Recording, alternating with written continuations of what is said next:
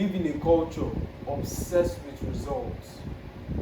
Success stories get plastered across social media. Tests used to define intelligence. There are three simple words I'm going to give you today. Three simple words, as simple as they might sound, they hold the key to redefining your destiny. If you followed my channel long enough, you understand that life is filled with cause and effect. You do not solve problems by solving the problems head on. You solve the underlying cause, and the problem melts like wax before sun. For some of you, you have the problem of action, motivation. You have the problem of standing strong until you've received the desired outcome, until you've achieved that set goal. The problem or the solution to that problem is not motivation, it's not more discipline, it's none of that. But with your God, the recalibration of mindset. Yet, these are three simple words I want you to incorporate into your daily vocabulary. Yet. And I know it sounds offensive, counterintuitive if you like. How does three simple words solve the problem after all the expectations you built? You said I'm going to be disciplined. You said I'm not going to need motivation. You made all of these promises. Then how does three words fit into that problem? I'm going to tell you, so be very patient. First off, we can all agree that the easiest of things are the ones overlooked. So the easiest of concepts are the ones that are generally overlooked. Take a business, for instance. The foundation, the groundwork of every business, every startup is hard work, perseverance, and passion. Now, as simple as those three words are, that's the bedrock of any business.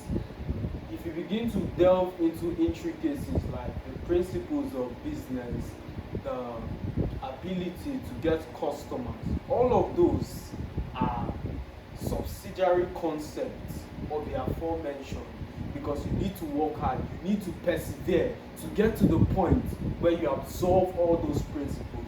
In fact, not we humans, you humans crave intricate concepts because it reinforces your psychology.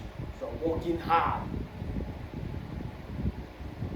This principle applies to passion. We've all heard that saying, if you find something you love, you are never going to work a day in your life.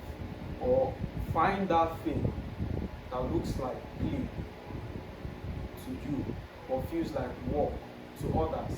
And I've said it countless times, the chances of you taking that thing that feels like play seriously are in the single digits. In fact, you gravitate towards more difficult activities, more activities that you are uninterested with, because it's going to be difficult to undertake those activities.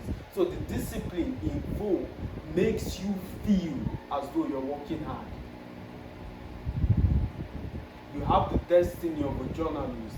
The consecration demand is to study, read books, write blogs. But that activity in and of itself is so mundane.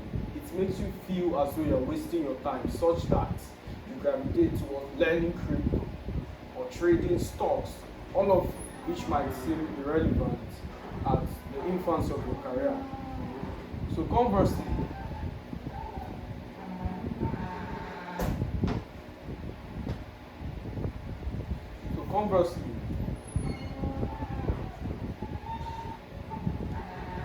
my apologies, someone just walked in and I lost my thread of thought. What are you talking about?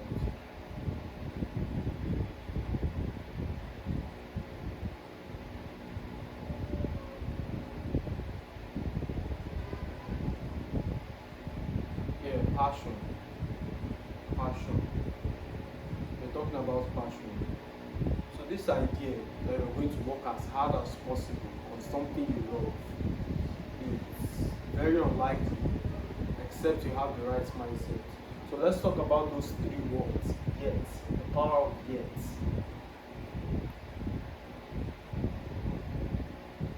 Once you introduce that into your life, you notice it inspires you to take more action.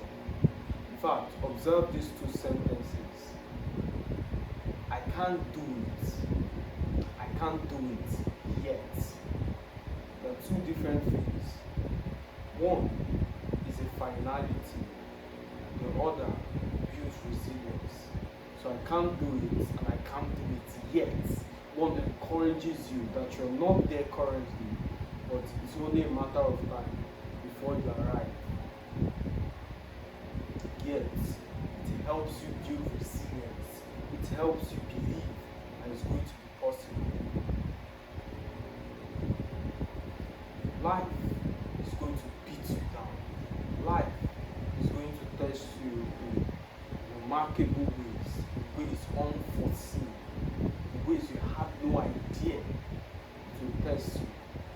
In fact, in my own life, at the infancy of my career, I fancied myself an intellectual, someone who's mentally resilient, someone who believes that nothing could break him. Until I started a YouTube channel.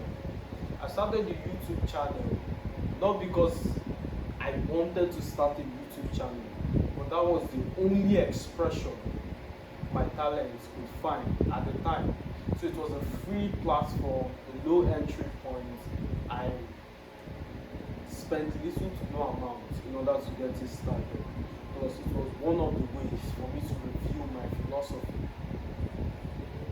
And after 500 videos of little to no engagement, became a worry.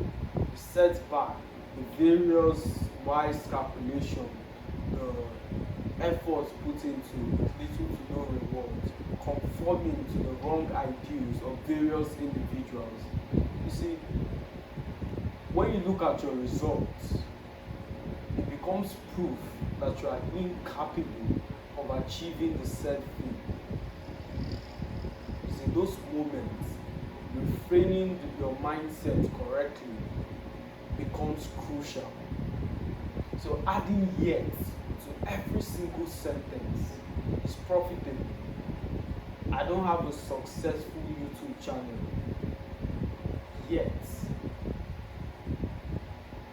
If you stop without adding those three words, it becomes a finality. I can't learn, or I do not know how to do this business yet. I don't know how to trade stocks yet. I have no idea on how to achieve XYZ yet. So yet gives you the encouragement. It's only a matter of time before you succeed. The power of yet. The power of yet. There are a lot of wise calculation surrounding destiny. Majority of people want you to conform to their ideals. Majority of people are constantly reminding you of your setbacks as touching life and destiny. Not necessarily because they are upset with your difference, but they are upset with your choice because your choice mirrors theirs inadvertently. So the guy who gave up on his dreams is most likely going to drag the person chasing his dreams. That's why hate is always from individuals who perform at a lesser echelon. That's the problem I have with my mind. Once I make a point, I look for 10,000 ways to dispute that point. So if we were to look at what I said from an exception perspective, the exception would be once you're on your endless upward trajectory, the elites who have a keen eye of sporting talent begin to hate you, try to create obstacles to impede your journey. But if you reframe your mindset by adding the power of yet, those obstacles will be used to make you monumentally powerful. It is in that fire, those obstacles, that you become a better person. That's what the Bible means when it says, all things work for the good of them that love the Lord. Your life story isn't final, it's only unfolding. Your life story isn't final, it's only unfolding. And as always, my friend, it's a pleasure speaking to you. I'll see you.